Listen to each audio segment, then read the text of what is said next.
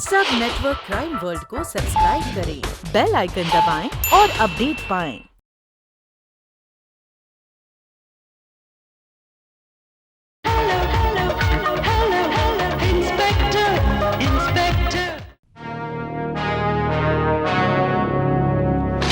Damn it!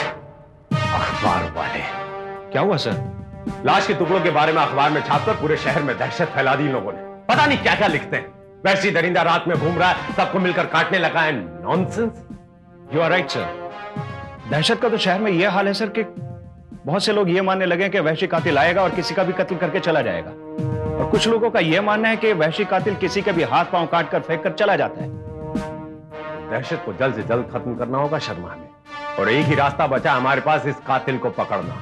किसी भी तरह इस कातिल को हमें पकड़ना पड़ेगा शर्मा, नहीं तो इस देश की जनता का पुलिस पर से विश्वास उठ जाएगा। लेकिन सर हम लोग कैसे करेंगे, क्योंकि ना तो हमें कातिल का पता है और ना ही कत्ल होने वाली का। हमें तो यह भी नहीं मालूम है कि सर कत्ल हुआ कहां पर है, क्योंकि लाश के टुकड़े अलग अलग जगह पर पाए गए हैं। अब एक ही उम्मीद की किरण है, सिर्फ एक, वो है वो लाश के टुकड़ों की फॉरेंसिक जांच की report. And I am very sure कि डॉक्टर सिराजी की उस जांच रिपोर्ट के बाद वो कातिल हमारी गिरफ्त में होगा शर्मा। मेरा ख्याल है जिसका कत्ल हुआ है इसका अगर आपको पता चल जाए तो कातिल तक पहुंचना आपके लिए आसान हो जाएगा। Doctor, how is that possible? लाश के टुकड़ों से ये पता लगाना, आई मीन लाश की शनाख्त करना बड़ा मुश्किल होगा जब तक उसका चेहरा नहीं मिल जाता। मानता हूं, लेकिन ऐसे बहुत सी बातें हैं जिससे लाश की शनाख्त हो सकती है। कोई खास बात पता चली आपको? वेल, खास तो नहीं कह सकते, लेकिन कुछ ऐसी बातें हैं जिससे मरने वाले की आकृति साफ नजर आ सकती है। जैसे? यह बात तो तय है कि ये पैर भी उसी लाश का हिस्सा है जिसका हाथ हमें पहले मिला था। इस पैर से यह बात भी साबित होती है कि ये औरत वाकई करीब, बहुत करीब थी। लेकिन डॉक्टर साहब ये आप कैसे कह सकते हैं? पैर का तलवा देखिए, फटा फटा, गंदा और काला, यानी कि ये औरत नंगे पांव चलने की आदी होगी। You're right, डॉक्टर, मैंने भी ऐसे ही सोचा। और उंगलियों के बीच की खाल देखिए, फट रही है, सड़ रही है, उसे एक्जिमा कहते हैं। लेकिन इस एक्जिमा पर कोई महंगी दवा नहीं लगाई गई, बल्कि एक मामूली सा मरहम इस्तेमाल किया गया है जिसने एक्जिमा को और बिगाड़ दिया है।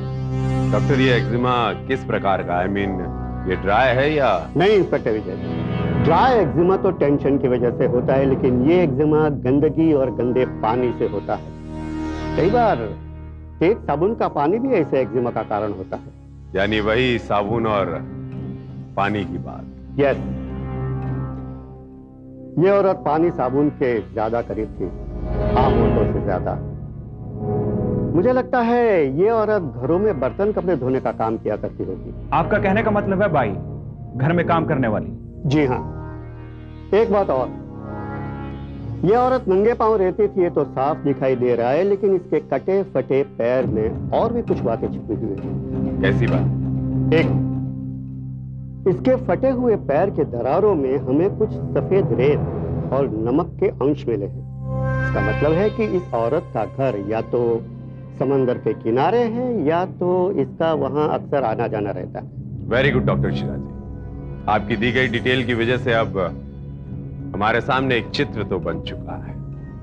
अब ऐसी गायब हुई कोई भी औरत के बारे में हम अपना ध्यान बड़ी आसानी से केंद्रित कर सकते हैं। इट्स माय जॉब इंस्पेक्टर विजय। और हाँ, वन थिंग मोर, वो कपड़ा, ये कपड़ा भी मेडिकल टेस्ट से गुजरा हुआ है। इस पर भी परफ्यूम स्प्रे किया गया था, लेकिन फिर भी इसमें बस्ती, समुद्र पानी की बू और नमकीन हवा का असर बाकी रह गया है, जो हमारी पहली थियरी को प्रूव करता है। यानी कि आपके मुताबिक वो मछुआरन ही थी? यस, इससे यह साबित होता है कि यह साड़ी का टुकड़ा भी उसी औरत का है। डॉक्टर, ये तो काफी महंगी साड़ी लग रही है। आई मीन हम उस औरत को काफी गरीब समझ रहे हैं। Is that possible? क्या वो औरत ये इतनी महंगी साड़ी अफोर्ड कर सकती थी? इंस्पेक्टर विजय, आप एक बात भूल रहे हैं कि वो एक घर काम करने वाली बाई थी। हो सकता है शायद उसके मालकिन ने अपनी उतरन दी हो।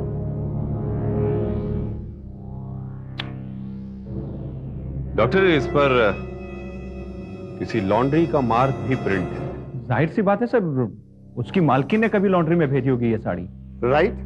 यानी हमें यह पता चल जाए कि ये निशान किस लॉन्ड्री का है तो हमें उस औरत के बारे में भी बहुत कुछ पता चल सकता है कि वो कौन थी और कहां रहती थी।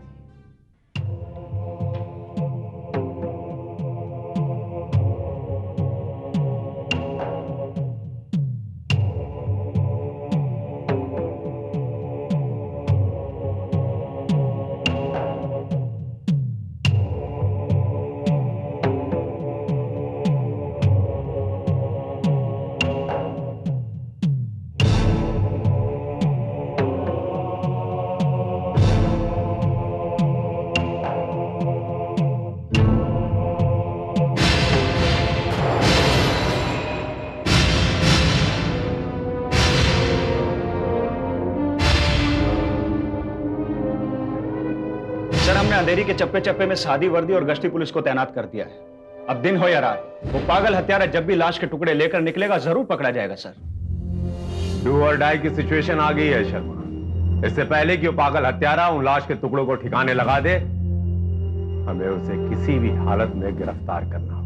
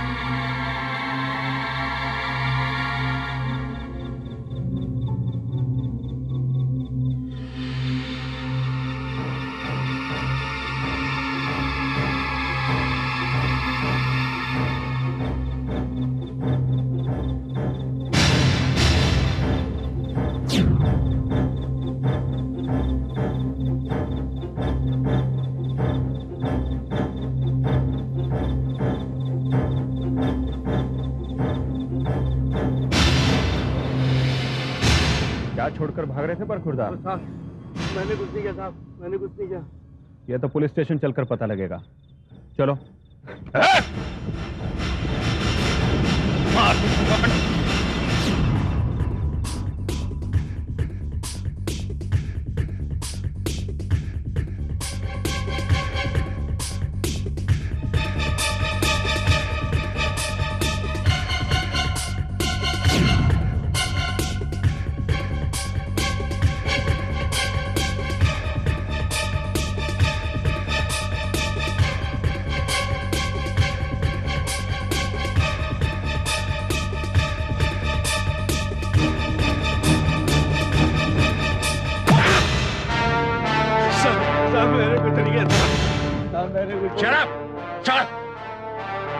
चलो।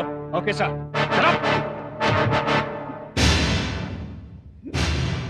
साहब मैंने कुछ नहीं किया साहब, साहब मैं कुछ नहीं जानता हूँ साहब, मुझे छोड़ दो साहब, साहब मुझ में रहम करो साहब। रहम और तुझ पे? अरे इतनी बेरहमी से तो कसाई भी मांस के टुकड़े नहीं करता, जितनी बेरहमी से तूने लाश के टुकड़े करके फेंक दिए।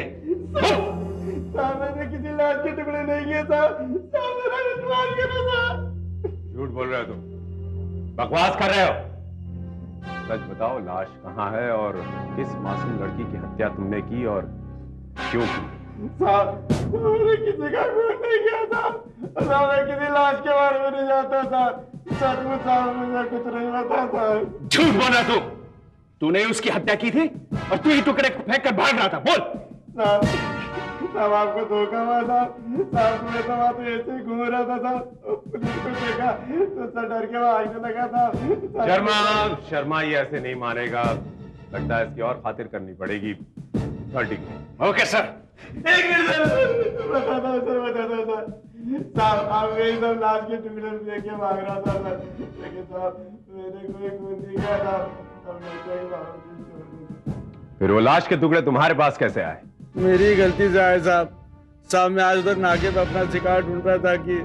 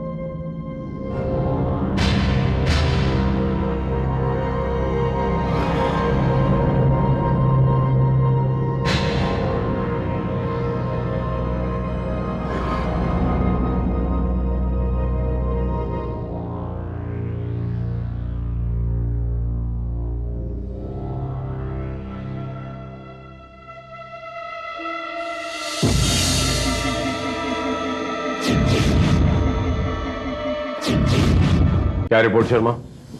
सर रिपोर्ट कुछ आशाजनक नहीं है। अंधेरी और आसपास के इलाके में कोई भी ऐसी लॉन्ड्री नहीं है जो कपड़ों पर इस तरह का निशान बनाती हो। लेकिन शर्मा कोई तो ऐसी लॉन्ड्री होगी जो इस तरह के निशान बनाती है सर, मगर वाशी में, जो कि अंधेरी से बहुत दूर है। जाहिर सी बात है सर, अंधेरी में काम करने वाली बाई वाशी तो नहीं जाती होगी। तो इसका मतलब ये हुआ कि ये साड़ी वाशी से अंधेरी किसी और ढंग से पहुंची है। किसी और ढंग से मतलब सर? मतलब ये शर्मा कि अगर हमें ये पता चल जाए कि ये साड़ी किसकी है तो हमें ये भी बड़ी आसानी से पता चल जाएगा कि वो कहां है और कैसे पहुंची। सॉरी टू से सर, मुझे ऐसा लग रहा है ये वक्त जाया करना होगा। शर्मा अगर कोशिश की जाए तो ही कोशिश कामयाब होती है। Sorry sir. लॉन्ड्री का नाम क्या है? Snow white. Let's go. ये निशान आपकी लॉन्ड्री का है? ये निशान तो हमारी ही लॉन्ड्री का है सर, पर ये तो बहुत जूना है। जानते हैं। एक बात बताएंगे कि ये जो निशान इस निशान के नीचे एक अक्षर में कुछ आप लोगों ने लिखा है, इसका क्या मतलब होता है, किस लिए लिखा जाता है? ये निशान तो हम सर कपड़े के मालिक का नाम याद रखने के लिए डालते हैं। तो आप तो बड़ी आसानी से बता सकते हैं कि ये साड़ी किसकी थी। हाँ हाँ, क्यों नहीं, अभी देख कर बताता हूं।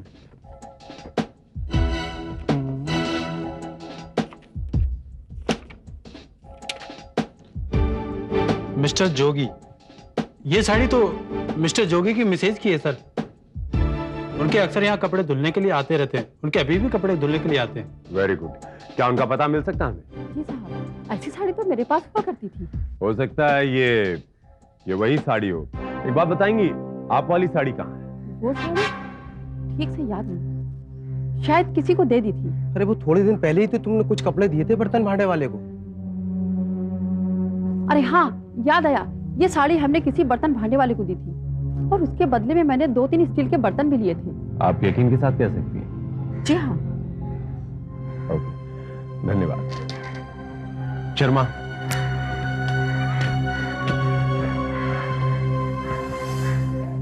लेकिन सर, ये मामला तो और भी उलझता जा रहा है।